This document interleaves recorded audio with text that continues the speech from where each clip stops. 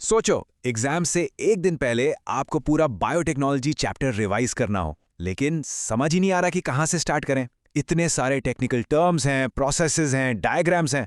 Last minute पे सब कुछ मिक्सअप हो जाता है ना? पर चिंता मत करो, आज हम इस चैप्टर को बिल्कुल सिंप्लीफाई करने वाले हैं। तो इसी कंफ्यूजन को सॉल्व करने के लिए वेलकम टू नर्डी साइड। यहाँ हम बायोलॉजी को सिंपल और एकदम एग्जाम ओरिएंटेड वे में समझते हैं। आज हम इस चैप्टर का एक कंप्लीट वॉक थ्रू करेंगे, सारे कॉन्सेप्ट्स, डायग्राम्स और प्रोसेसेस को एक स्ट्रक्चर्ड फ्लो में, ताकि आप एग्जाम के लिए फुल्ली प्रिपेयर हो जाओ। तो देखो, ये है हमारा आज का रिवीजन प्लान।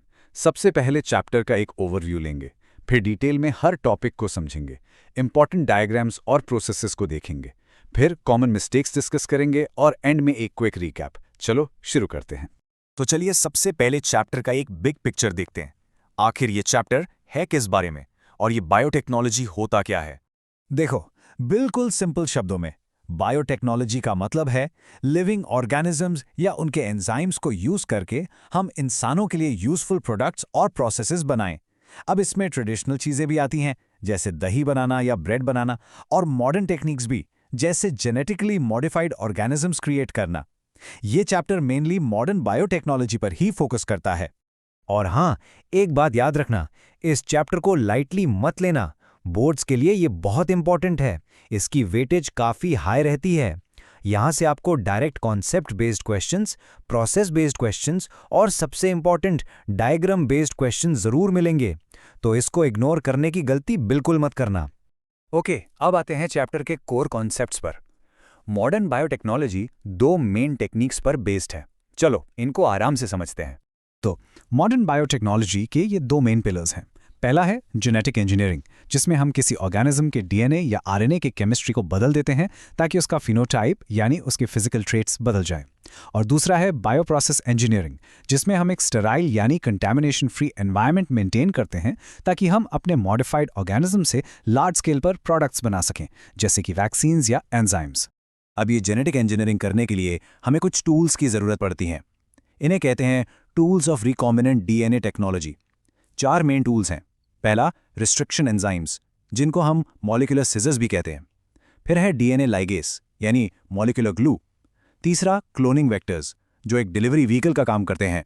और चौथा, कॉम्पिटेंट होस्ट यानी वो फैक्ट्री जिसके अंदर ये सारा प्रोसेस होगा। चलो पहले टूल को देखते हैं, रिस्ट्रिक्शन एंजाइम्स। ये स्पेशल एंजाइम्स हैं जो डीएनए को एक स्पेसिफिक जगह से काटते हैं। ये जगह एक पैलिंड्रोमिक सीक्वेंस होती है। पैलिंड्रोमिक मतलब ऐसी सीक्वेंस जो दोनों स्ट्रैंड्स पर 5 प्राइम टू 3 प्राइम डायरेक्शन में सेम पड़ी जाती है, जैसे GAATTC। और हाँ, ये एक टाइप के एंडोन्यूक्लियसेस होते हैं। एक कॉमन एग्जाम्पल है EcoRI। अब आते हैं क्लोनिंग वेक्टर पर, जो हमारी जेनेटिक डिलीवरी व्हीकल है। एक अच्छे वेक्टर में 3 चीजें होनी जरूरी हैं। पहला, ओरिजिन ऑफ रेप्लिकेशन या ओरी, जहां से रेप्लिकेशन स्टार्ट होता है और जो कॉपी नंबर भी कंट्रोल करता है। दूसरा, सिलेक्टेबल मार्कर, जो हमें ट्रांसफॉर्म्ड सेल्स को नॉन ट्रांसफॉर्म्ड सेल्स से अलग करने में हेल्प करता है। और तीसरा, क्लोनिंग साइट्स, यानी ऐसी स्पेसिफिक जगह जहां हमारा रिस्ट्रिक्शन एंजाइम कट करेगा। ये देखो, ये एक कॉमन वेक्टर PBR322 का एग्जाम्पल है। इसमें आप ओरी और 2 इंपॉर्टेंट सेलेक्टेबल मार्कर्स एम्पार और टेट्रार साफ साफ देख सकते हो। ये एंटीबायोटिक रेजिस्टेंस जीन्स हैं जो आगे सिलेक्शन में हेल्प करते हैं। अगर यहाँ तक सब कुछ समझ आ रहा है तो इस सेशन को एक लाइक जरूर कर देना। चलिए अब नेक्स्ट सेक्शन पर चलते हैं, जो है इंपॉर्टेंट डायग्राम्स। याद रखो, बायोलॉजी में डायग्राम्स फुल मार्क्स स्कोर करने का सबसे अच्छा तरीका है। पहला और सबसे इंपॉर्टेंट डायग्राम है रिकॉम्बिनेंट डीएनए फॉर्मेशन का। यहाँ क्रूशल पॉइंट ये है कि हम वेक्टर डीएनए और अपने फॉरेन डीएनए दोनों को सेम रिस्ट्रिक्शन एंजाइम से कट करते हैं। सेम एंजाइम, इसको हमेशा याद रखना। ऐसा करने से स्टिकी एंड्स बनते हैं जो एक दूसरे के कॉम्प्लीमेंट्री होते हैं। फिर डीएनए लाइगेज एंजाइम इन स्टिकी एंड्स को आपस में जोड़ देता है और लो, हमारा रिकॉम्बिनेंट डीएनए रेडी हो जाता है। अब आते हैं दूसरे इंपॉर्टेंट डायग्राम PBR322 पर। इसकी लेबलिंग प्रैक्टिस बहुत जरूरी है। आपको ओरी, रॉप, एम्पार, टेटार और अलग अलग रिस्ट्रिक्शन साइट्स जैसे BAMHI, साइलाई, इन सब को ठीक से लेबल करना आना चाहिए। यहीं पर इंसर्शनल इनएक्टिवेशन का कॉन्सेप्ट भी काम आता है। जब हम टेट्रार जीन की साइट पर अपना फॉरेन डीएनए डालते हैं तो वो जीन इनएक्टिव हो जाता है और सेल टेट्रासाइक्लिन रेजिस्टेंस खो देता है। इससे हम नॉन रिकॉम्बिनेंस को नॉन रिकॉम्बिनेंस से अलग कर पाते हैं। अगर आपको इसके नोट्स और पीवाईक्यूज चाहिए तो टेलीग्राम चैनल ज्वाइन कर सकते हो, लिंक पिन कमेंट में दिया हुआ है। टूल्स और डायग्राम्स समझने के बाद अब पूरे प्रोसेस को एक फ्लो में देखते हैं। ये रिकॉम्बिनेंट डीएनए टेक्नोलॉजी होती कैसे है, उसके स्टेप्स क्या हैं? ये पूरा प्रोसेस इन 7 स्टेप्स में होता है। सबसे पहले हम सेल से डीएनए निकालते हैं, यानी आइसोलेशन। फिर रिस्ट्रिक्शन एंजाइम से उसे कट करके उसके फ्रैगमेंट्स बनाते हैं। स्टेप 3 में हम जेल इलेक्ट्रोफोरेसिस से अपने डिजायर्ड डीएनए फ्रैगमेंट को अलग करते हैं। चौथा स्टेप है एम्प्लीफिकेशन, यानी पीसीआर से उसकी मल्टीपल कॉपीज बनाना, ताकि हमारे पास काम करने के लिए इनफ डीएनए हो। 5वें स्टेप में हम उसे वेक्टर में लाइगेट यानी जोड़ते हैं। 6ठे स्टेप में इस रिकॉम्बिनेंट डीएनए को होस्ट सेल में ट्रांसफर करते हैं और आखिरी स्टेप में उस होस्ट को बायोरिएक्टर्स में कल्चर करके अपना फाइनल प्रोडक्ट बनाते हैं, जिसके बाद उसकी डाउनस्ट्रीम प्रोसेसिंग होती है, यानी प्योरिफिकेशन और क्वालिटी टेस्टिंग। यहाँ एक इंपॉर्टेंट टर्म आया पीसीआर। पीसीआर का फुल फॉर्म है पॉलीमरेज चेन रिएक्शन। ये एक ऐसी टेक्निक है जिससे हम अपने जीन ऑफ इंटरेस्ट की मल्टीपल यानी लिटरली बिलियंस ऑफ कॉपीज बना सकते हैं। इसके लिए एक special enzyme thermostable DNA polymerase use होता है, जैसे कि टैग पॉलीमरेज। अगर आपको ऐसे ही सारे चैप्टर्स का रिवीजन चाहिए तो चैनल को सब्सक्राइब जरूर कर लेना। अब बात करते हैं कुछ कॉमन मिस्टेक्स की जो स्टूडेंट्स इस चैप्टर में अक्सर करते हैं। इन पॉइंट्स का खास ध्यान रखना। सबसे कॉमन कंफ्यूजन होता है एक्सोन्यूक्लियस और एंडोन्यूक्लियस में। बस इतना याद रखो, एक्सो मतलब आउटसाइड, तो एक्सोन्यूक्लियस डीएनए को एंड्स यानी किनारों से कट करता है, जबकि एंडो मतलब इनसाइड, तो एंडोन्यूक्लियस डीएनए को बीच में स्पेसिफिक साइट से कट करता है। हमारे रिस्ट्रिक्शन एंजाइम्स एंडोन्यूक्लियस होते हैं। कुछ और कॉमन एरर्स हैं। ये भूल जाना कि वेक्टर और फॉरेन डीएनए को सेम रिस्ट्रिक्शन एंजाइम से कट करना है। दूसरा, पीबीआर 322 की गलत लेबलिंग करना। और तीसरा, प्लाज्मिड डीएनए को क्रोमोसोमल डीएनए से कंफ्यूज करना। Plasmid extra chromosomal circular DNA होता है, ये याद रखना। चलिए अब जल्दी से पूरे चैप्टर को समराइज करते हैं ताकि सारे कॉन्सेप्ट्स आपके माइंड में एकदम फ्रेश हो जाएं। तो इस चैप्टर में हमने क्या क्या सीखा? बायोटेक्नोलॉजी के 2 प्रिंसिपल्स, जेनेटिक इंजीनियरिंग और बायोप्रोसेस इंजीनियरिंग। आरडीटी के 4 tools, restriction enzyme, ligase, vector और होस्ट। आरडीटी का पूरा 7 स्टेप प्रोसेस और एम्प्लीफिकेशन के लिए पीसीआर टेक्निक। ये की पॉइंट्स आपको बिल्कुल नहीं भूलने हैं। और एक फाइनल रिमाइंडर, डायग्राम्स में रिकॉम्बिनेंट डीएनए फॉर्मेशन और पीबीआर 322 वेक्टर बहुत अच्छे से प्रैक्टिस कर लेना। और इंपॉर्टेंट टर्म्स जैसे पैलिंड्रोमिक सीक्वेंस, सेलेक्टेबल मार्कर और डाउनस्ट्रीम प्रोसेसिंग, इनकी डेफिनेशन जरूर याद कर लेना। ये कॉन्सेप्ट्स डायरेक्ट क्वेश्चंस में पूछे जाते हैं। सोचो, एग्जाम से एक दिन पहले आपको पूरा बायोलॉजी चैप्टर रिवाइज करना हो, लेकिन समझ ही नहीं आ रहा कि कहाँ से स्टार्ट करें। इसी कंफ्यूजन को सॉल्व करने के लिए वेलकम टू नर्डी साइड, जहां हम बायोलॉजी को सिंपल और एग्जाम ओरिएंटेड वे में समझते हैं। आज हम इस चैप्टर का कंप्लीट वॉक थ्रू करेंगे, सारे कॉन्सेप्ट्स, डायग्राम्स और प्रोसेसेस एक स्ट्रक्चर्ड फ्लो में। देखो, आज हम इस चैप्टर को इन 6 पार्ट्स में कवर करेंगे। पहले ब्लूप्रिंट समझेंगे, फिर पूरा चैप्टर डिटेल में, उसके बाद इंपॉर्टेंट डायग्राम्स, की प्रोसेसेस, कॉमन मिस्टेक्स और एंड में एक क्विक रीकैप। ये आपके रिवीजन के लिए एक परफेक्ट रोड मैप है। और हाँ, अगर आपको इंपॉर्टेंट डायग्राम्स, नोट्स और पीवाईक्यूज चाहिए तो टेलीग्राम चैनल ज्वाइन कर सकते हो, लिंक पिन कॉमेंट में दिया हुआ है। ओके, सो सबसे पहले दिमाग में ये बात फिट कर लो कि ये चैप्टर बोर्ड्स के लिए बहुत इंपॉर्टेंट है। इसका वेटेज अच्छा है और क्वेश्चंस मेनली इसके एप्लीकेशन से आते हैं, स्पेशली एग्रीकल्चर और मेडिसिन से। क्वेश्चंस या तो डायरेक्ट कॉन्सेप्ट बेस्ड होंगे, जैसे बीटी टॉक्सिन बैक्टीरिया को खुद क्यों नहीं मारता, या फिर डायग्राम बेस्ड हो सकते हैं। तो कॉन्सेप्ट्स की क्लैरिटी यहाँ सबसे ज़रूरी है। अब शुरू करते हैं हमारा मेन सेक्शन, पूरे चैप्टर का एक लॉजिकल वॉक थ्रू। हम हर टॉपिक को सीक्वेंस में कवर करेंगे ताकि आपको सारी चीजें एक स्टोरी की तरह कनेक्ट हो जाएं। Let's start with applications in agriculture. तो सबसे पहले प्रॉब्लम क्या थी? हमने ग्रीन रेवोल्यूशन से फूड प्रोडक्शन ट्रिपल तो कर लिया, लेकिन बढ़ते पॉपुलेशन के लिए वो काफी नहीं था। ऊपर से हमने एग्रोकेमिकल्स यानी फर्टिलाइजर्स और पेस्टिसाइड्स का यूज किया, जो न सिर्फ किसानों के लिए महंगे थे बल्कि एनवायरनमेंट के लिए भी हार्मफुल थे। एक लिमिट के बाद प्रोडक्शन बढ़ाना मुश्किल हो रहा था। तो अब सवाल ये उठता है, इस प्रॉब्लम का सलूशन क्या है? हम फसलों को और बेहतर कैसे बना सकते हैं बिना एनवायरनमेंट को नुकसान पहुंचाए? यही वो सवाल है जिसका जवाब बायोटेक्नोलॉजी देता है। और सॉल्यूशन है जेनेटिकली मॉडिफाइड ऑर्गेनिजम्स यानी जीएमओज।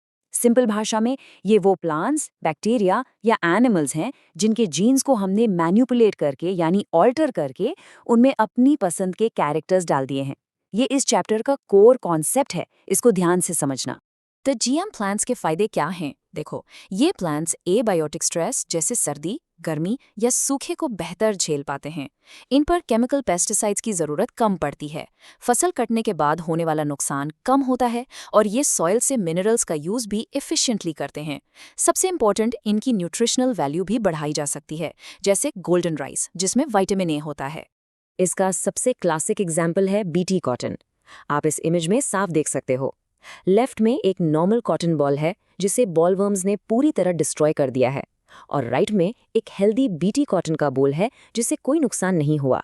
ये इस टेक्नोलॉजी की पावर को परफेक्टली दिखाता है। तो ये काम कैसे करता है? एक बैक्टीरिया है बैसिलस thuringiensis जो एक प्रोटीन बनाता है।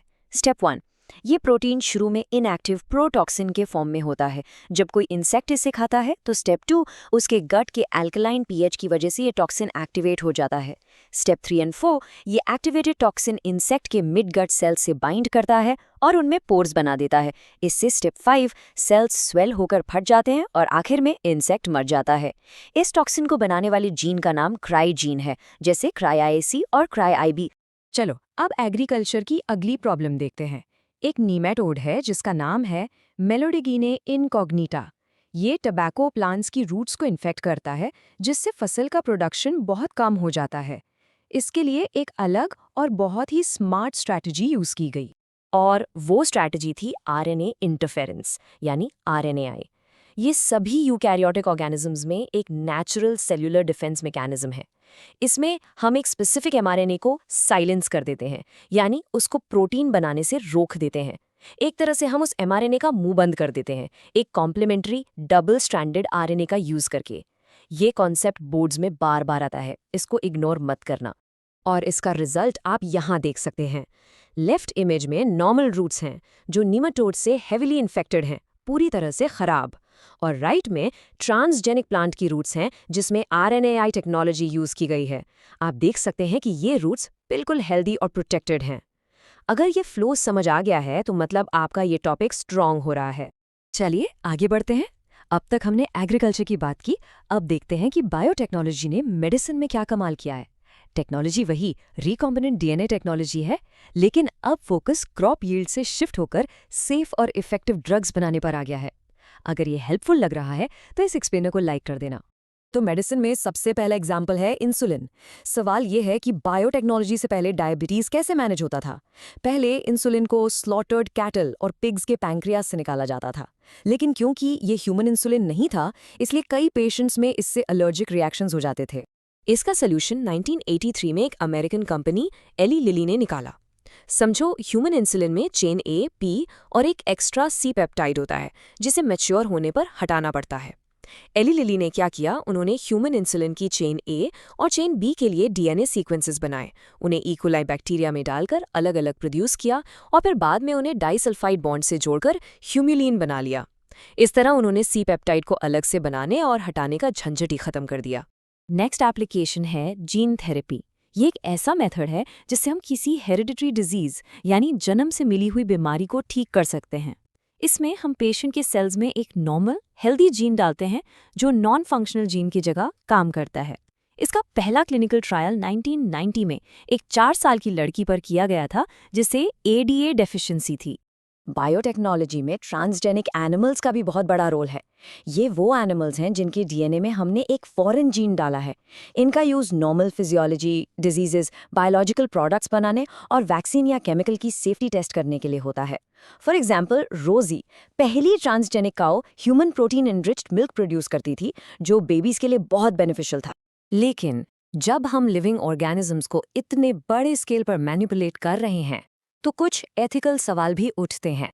हम ये सब बिना किसी रेगुलेशन के आगे नहीं बढ़ा सकते।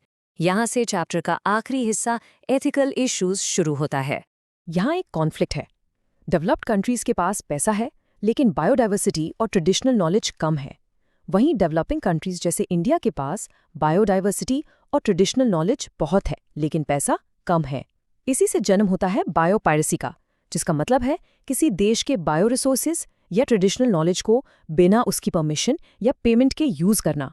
इसका सबसे बड़ा एग्जाम्पल है बासमती राइस, जिसका पेटेंट एक अमेरिकन कंपनी ने ले लिया था। इंडिया में इन सब चीज़ों को GAAC यानी genetic engineering approval committee regulate करती है। चलिए अब जल्दी से इस चैप्टर के इम्पॉर्टेंट विजुअल्स को रिवाइज कर लेते हैं ताकि एग्जाम में आपको ये आसानी से याद आ जाए। ये डायग्राम है BT कॉटन का। इसको अच्छे से याद रखना। ये विजुअल प्रूफ है कि टेक्नोलॉजी बॉल बम्स के अगेंस्ट कितनी इफेक्टिव है।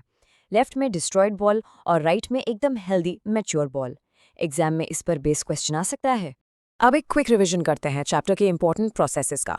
हम इनको स्टेप बाय स्टेप फॉर्मेट में देखेंगे ताकि आपको एग्जाम में सीक्वेंस याद रहे। RNAi का प्रोसेस फ्लो। स्टेप 1, हम निमेटोड स्पेसिफिक जीन प्लांट में डालते हैं। स्टेप 2, प्लांट सेंस और एंटीसेंस दोनों तरह के RNA बनाता है। स्टेप 3, ये दोनों RNA जुड़कर डबल स्ट्रैंडेड RNA यानी dsRNA बनाते हैं। स्टेप 4, इस dsRNA से RNAi शुरू हो जाता है। स्टेप 5, निमेटोड का स्पेसिफिक mRNA साइलेंट हो जाता है। और आखिर में स्टेप 6, पैरासाइट जिंदा नहीं रह पाता। Simple and effective. ये सेक्शन बहुत ज़रूरी है। चलो देखते हैं वो कॉमन मिस्टेक्स जो स्टूडेंट्स इस चैप्टर में करते हैं ताकि आप इन्हें अवॉइड कर सको और अपने मार्क्स बचा सको। ध्यान देना, पहली गलती प्रोटोटॉक्सिन और एक्टिव टॉक्सिन में कंफ्यूज होना। याद रखो, प्रोटोटॉक्सिन इनएक्टिव फॉर्म है। दूसरा, ये भूल जाना कि BT टॉक्सिन को एक्टिवेट होने के लिए एल्कलाइन pH चाहिए। तीसरा, RNAi जीन को डिस्ट्रॉय नहीं करता, सिर्फ mRNA को साइलेंस करता है। क्राई जीन्स के नाम मत मिक्स करना। क्राई IAC बॉलवर्म्स के लिए है और क्राई IAB कॉर्न बोरर के लिए। और आखिर में बायोपायरेसी को हमेशा एग्जाम्पल के साथ ही डिफाइन करना। ओके, सो हमने पूरा चैप्टर डिटेल में कवर कर लिया है। अब एक फाइनल सुपर क्विक रिकैप करते हैं उन पॉइंट्स का जो आपको बिल्कुल नहीं भूलने हैं। तो इस चैप्टर के मस्ट रिमेंबर पॉइंट्स हैं, की कॉन्सेप्ट्स हैं GMO, BT toxin, RNAi, gene therapy और बायोपायरेसी। के एग्जाम्पल्स हैं BT cotton, golden rice, Humulin और रोजी द काउ। इंपॉर्टेंट ऑर्गेनाइजेशन है GEC। और याद रखना, इन सभी एप्लीकेशंस का फाउंडेशन रिकॉम्बिनेंट DNA टेक्नोलॉजी ही है। तो इस चैप्टर में हमने सारे इंपॉर्टेंट कॉन्सेप्ट्स, डायग्राम्स और प्रोसेसेस एक फ्लो में रिवाइज कर लिए। मैं आपको एक सवाल के साथ छोड़ रहा हूँ। जब हमारे पास लाइफ को रीराइट करने की पावर है, तो इंसानियत को वो लाइन कहाँ खींचनी चाहिए, इसके बारे में ज़रूर सोचना। अगर आपको इंपॉर्टेंट नोट्स और प्रैक्टिस क्वेश्चंस चाहिए तो टेलीग्राम चैनल ज्वाइन कर सकते हो। और अगर आपको और चैप्टर्स इसी तरह रिवाइज करने हैं तो चैनल को सब्सक्राइब ज़रूर करें। मिलते हैं अगले एक्सप्लेनर में।